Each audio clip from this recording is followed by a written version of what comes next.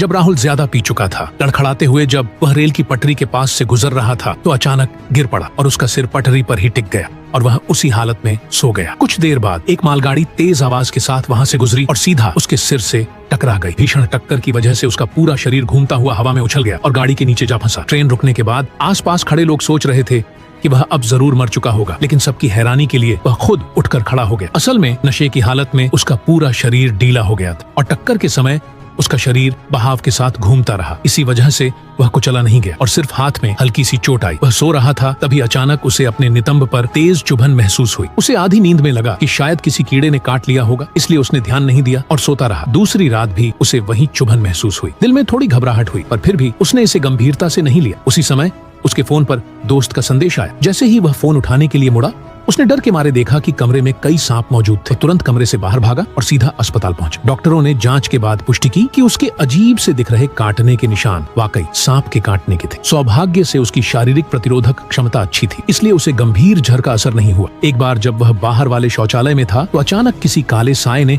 उसके नितंब को खरोंच दिया और दर्द से वह वहीं उछल पड़ा। उसके पिता को लगा कि नीचे कोई सांप होगा। जब उन्होंने नीचे झांका तो उनकी नजर एक काले भालू से मिली। असल में वह भालू पीछे के दरवाजे से अंदर आ गया था और शौचालय के नीचे छिपा हुआ। डरे हुए उसके पिता कुछ समझ पाते उससे पहले ही वे कमरे की ओर भाग गए। भालू के चले जाने के बाद उन्होंने फैसला किया कि अब से जब भी वे शौचालय जाएंगे, साथ में भालू भगाने वाला स्प्रे, बियर स्प्रे लेकर ही जाएंगे।